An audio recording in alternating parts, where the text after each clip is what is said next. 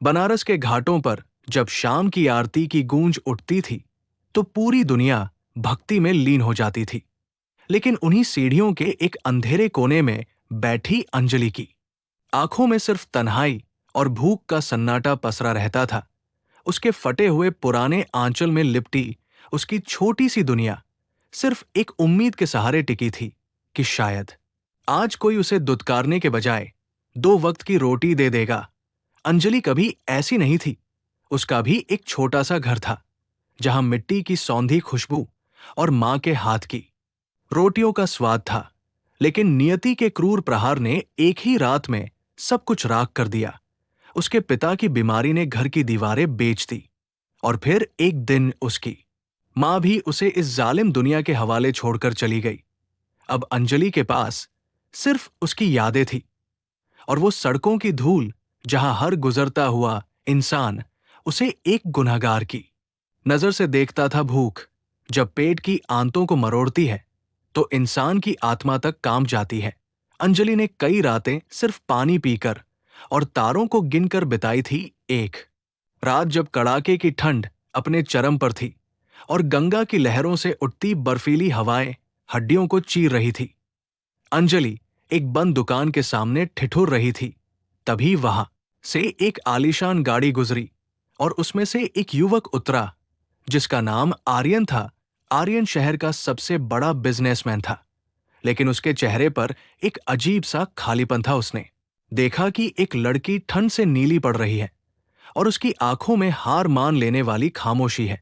आर्यन ने उसके पास जाकर अपना कीमती ओवरकोट उसके कंधों पर डाल दिया। अंजलि डर के मारे सहम गई। उसे लगा कि शायद ये भी कोई नया जुल्म है, लेकिन आर्यन की आवाज में एक ऐसी गरिमा थी जिसने अंजलि को रुकने पर मजबूर कर दिया। आर्यन ने उससे कहा कि तुम यहां इस हाल में क्यों हो? क्या तुम्हारा कोई नहीं है?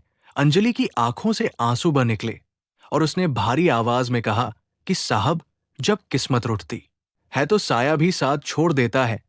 आर्यन को उस लड़की की बातों में एक अजीब सी सच्चाई और स्वाभिमान नजर आया। उसने अंजलि से कहा कि मैं तुम्हें पैसे नहीं दूंगा, लेकिन मैं तुम्हें एक काम दे सकता हूं। क्या तुम मेरे घर की रसोई संभाल सकती हो?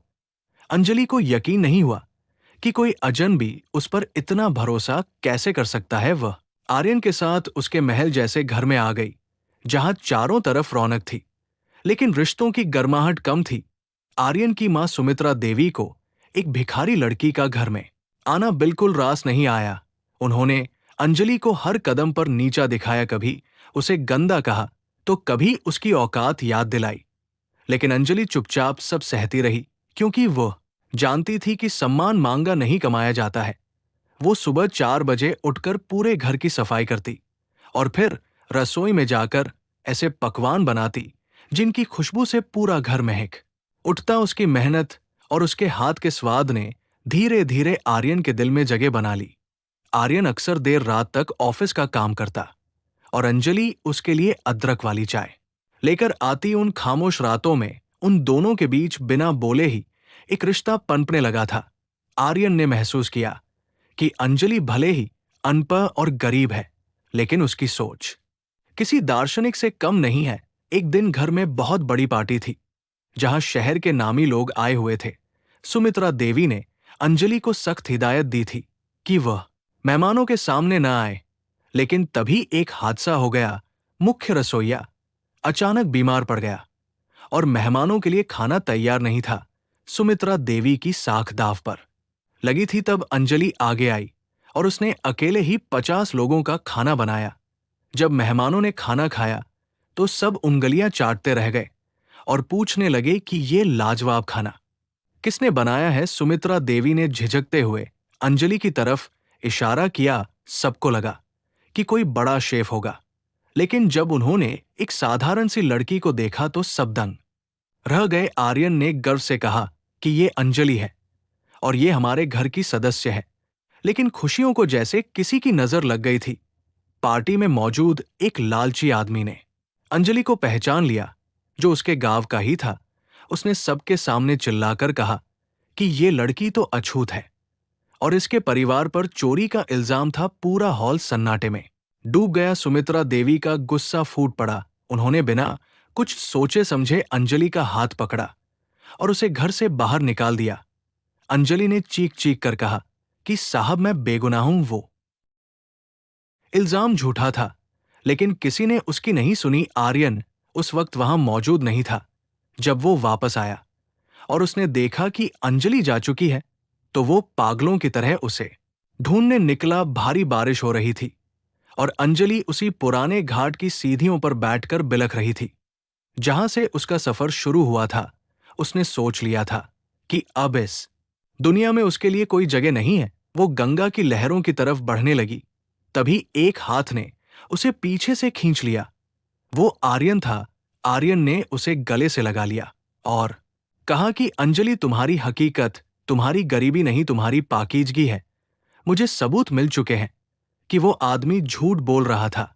आर्यन उसे वापस घर ले आया और अपनी मां के सामने खड़ा होकर कहा कि अगर अंजलि इस घर की बहू नहीं बन सकती, तो मैं भी इस घर का बेटा नहीं रहूंगा। सुमित्रा देवी ने पहली बार अपने बेटे की आंखों में इतना अटूट प्रेम और दृढ़ निश्चय देखा। उन्हें अपनी गलती का एहसास हुआ और उन्होंने अंजलि के सिर पर हाथ रखकर उसे अपनी बहू के रूप में स्वीकार कर लिया। आज अंजलि उसी महल की मालकिन है, लेकिन वो अपनी जड़ों को नहीं भूली। उसने शहर के अनाथ और बेसहारा बच्चों के लिए एक बहुत बड़ा आश्रम खोला है, जहां कोई भूखा नहीं सोता। और हर शाम जब वो आर्यन के साथ उसी घाट पर जाती है, तो उसकी आंखों में अब तन्हाई नहीं, बल्कि एक मुकम्मल जिंदगी की चमक होती है। दुख की उन काली रातों ने उसे सिखा दिया था कि अगर इंसान के इरादे नेक हों, तो वक्त की हर कड़वाहट एक दिन मिठास में बदल जाती है। और प्यार वो ताकत है जो राख से भी फूल खिला सकता है।